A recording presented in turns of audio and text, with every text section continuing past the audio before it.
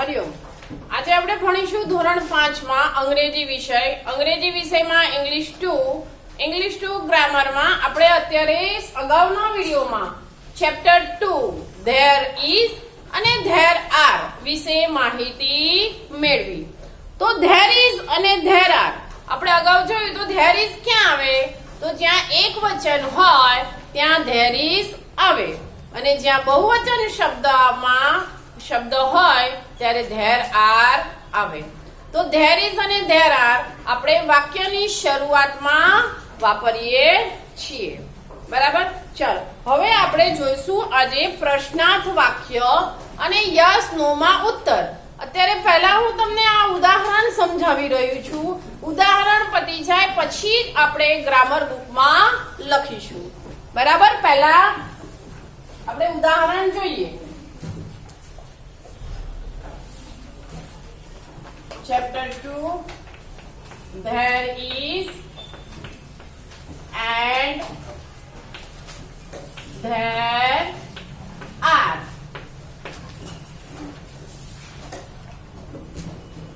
પ્રશ્નાર્થ વાક્યો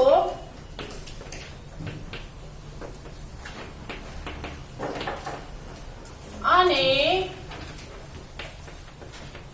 yes no માં ઉત્તર.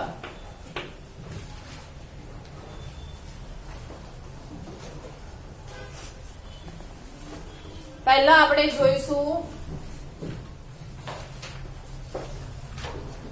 એક્ઝામ્પલ મતલબ ઉદાહરણ. there is a pen in the box.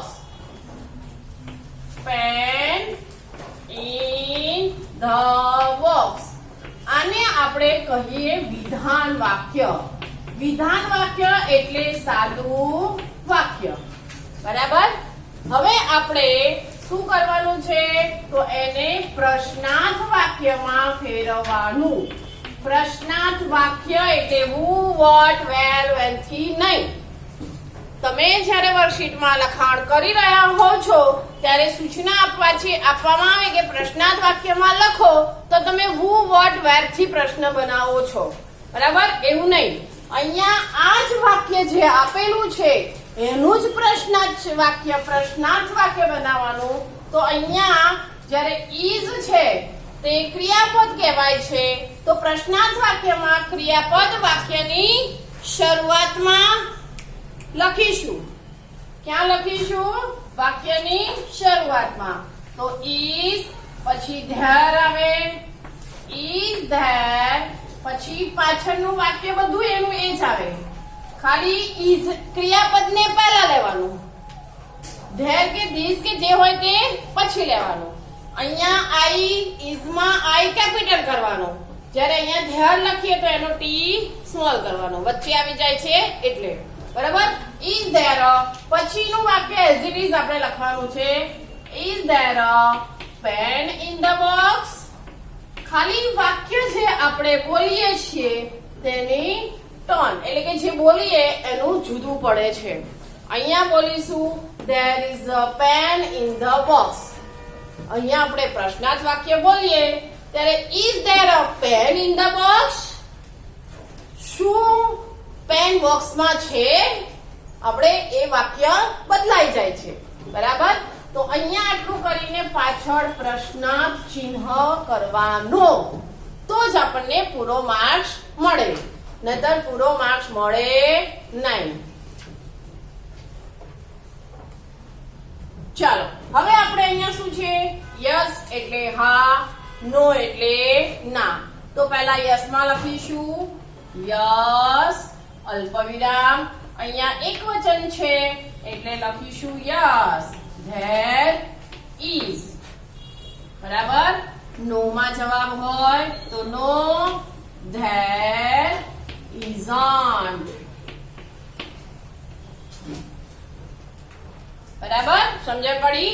Yes માં જવાબ હોય તો યસ there is. અહીંયા બહુવચન વાક્ય છે ને અહીંયા આર છે તો આપણે અહીંયા આર લખીશું અને અહીંયા isn't ના બદલે aren't લખવાનું. આટલું જ આપણે યાદ રાખવાનું છે. એકદમ ઈઝી છે. પ્રશ્નાર્થ વાક્ય વિધાન વાક્યમાંથી પ્રશ્નાર્થ વાક્યમાં ક્રિયાપદ પહેલા આવે, પછી ધેર આવે, પછી પાછળનું વાક્ય તો એઝ ઇટ ઇઝ લખીને પાછળ પ્રશ્ન ચિહ્ન કરવાનું છે. યસ નો જવાબ હોય તો યસ, ધેર ઇઝ હોય તો ઇઝ લખવાનું અને આર હોય તો આર લખવાનું. નો માં પણ નો, ધેર ઇઝન્ટ અને આર હોય તો આરન્ટ એવું આપણે લખવાનું છે. ચલો બીજું ઉદાહરણ જોઈએ. There are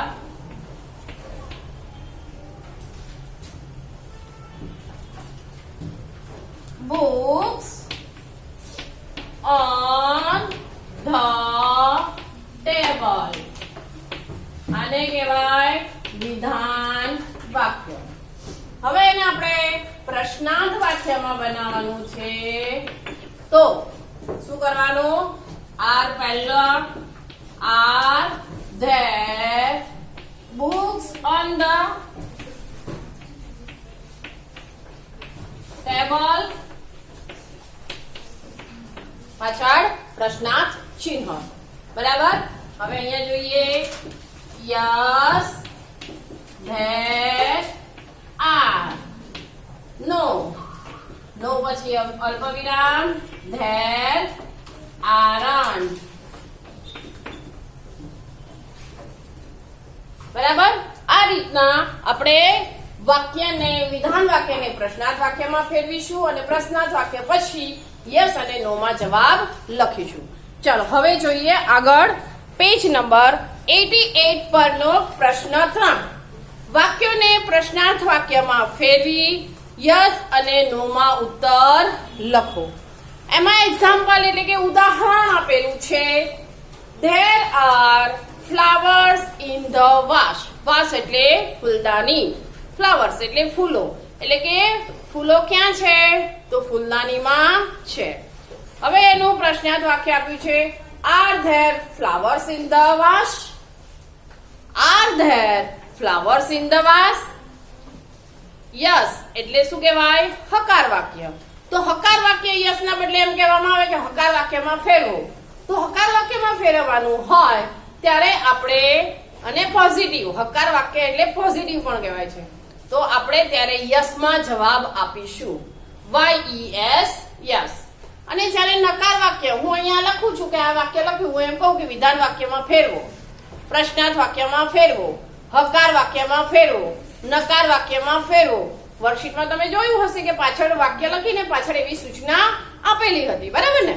તો અહીંયા હકાર વાક્ય મતલબ યસ માં જવાબ આપવાનો, નકાર વાક્ય એટલે નો માં જવાબ આપવાનો. બરાબર. તો નો, ધેર આરન્ટ છે. તો અહીંયા પણ yes there are, no there aren't. હવે પહેલું વાક્ય છે એમાં there is an owl on the tree. ચાલો હવે જોઈએ આપણે વાક્ય પહેલું. there is an owl on the tree.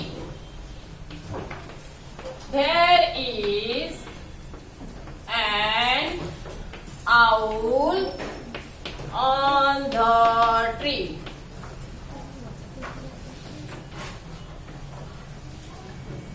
હવે એનું પ્રશ્નાર્થ વાક્ય લખીશું. Is there an owl on the tree? Yes, there is.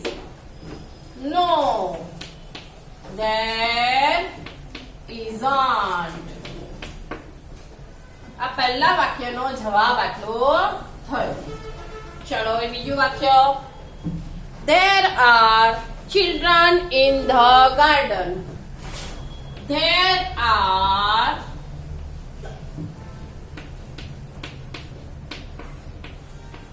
children in the garden. Answer લખીશું. Are there children in the garden?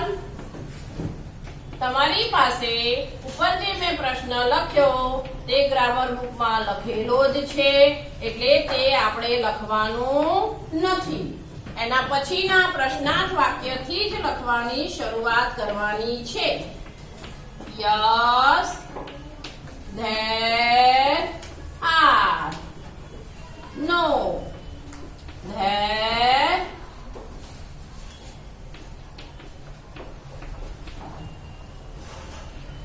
aren't.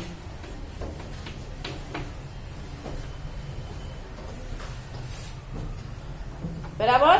ચાલો ત્રીજું વાક્ય. There is a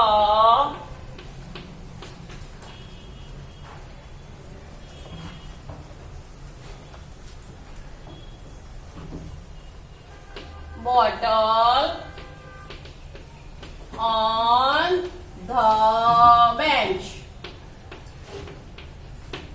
પ્રશ્નાર્થ વાક્ય. Is there a bottle on the bench?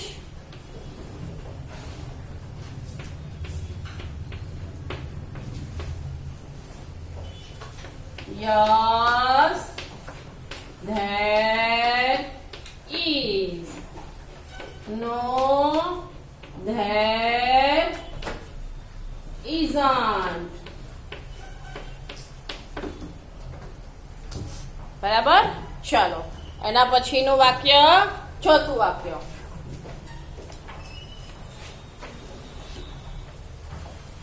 There is an iron in the cupboard.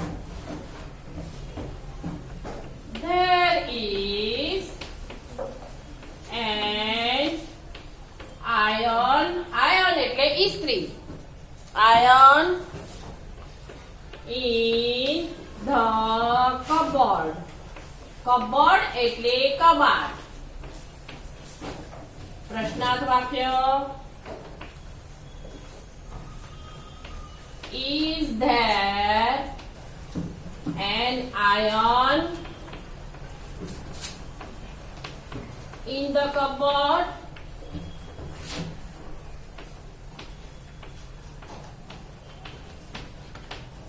હવે એને yes એટલે કે પોઝિટિવ વાક્યમાં લખવાનું, એટલે હકાર વાક્યમાં લખવાનું હોય. So yes, there is. No, there isn't. બરાબર. આ રીતના વ્યવસ્થિત આપણે બધા જ વાક્ય, કોઈ પણ વાક્ય હોય તો આપણને આવડે. બરાબર ને?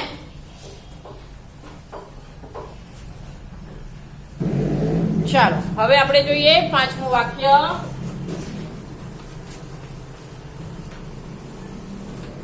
There are balloons in the room. There are balloons in the room. ચાલો હવે આનો આન્સર લખીશું. Are there balloons in the room?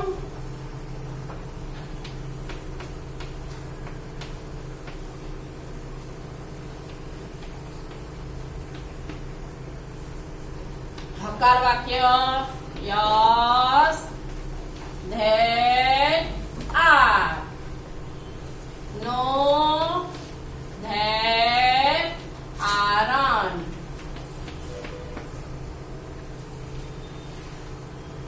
ચલો એના પછી છઠ્ઠું વાક્ય. There are cows near the well. There are cows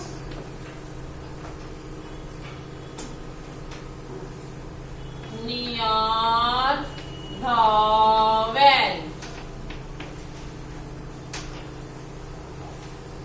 ચાલો પ્રશ્નાર્થ વાક્યમાં ફેરવીશું. Are there cows in the well? Sorry, cows near the well. Near એટલે પાસે, એટલે કે ગાયો કુવા પાસે છે. શું ગાયો કુવા પાસે છે? Yes, there are. No, there aren't.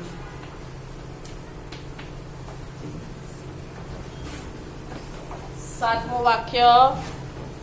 There is a tractor under the tree.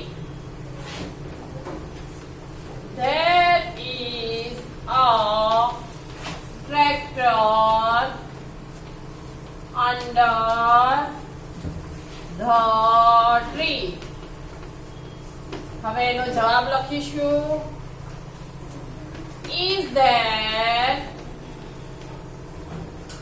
a tractor under the tree?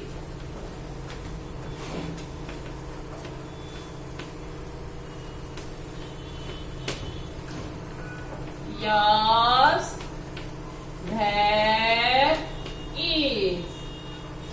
No, there isn't.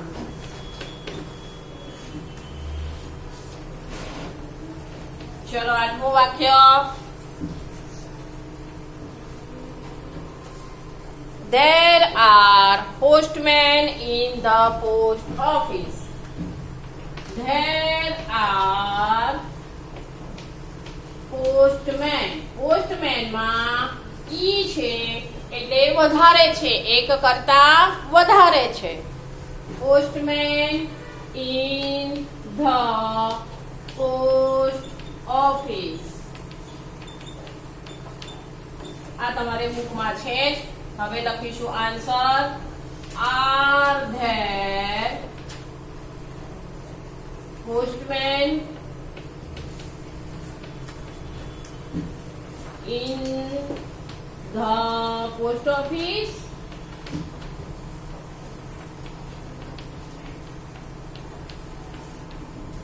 Are there postmen in the post office? હકારમાં જવાબ. Yes, there are.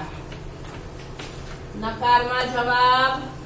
No, there aren't.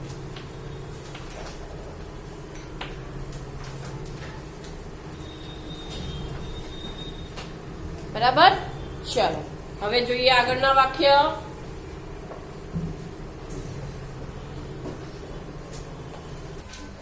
ચાલો હવે નવમું વાક્ય. There is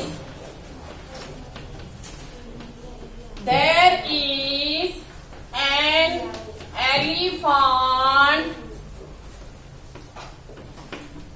There is an elephant in the park. In the park. પ્રશ્નાર્થ વાક્ય.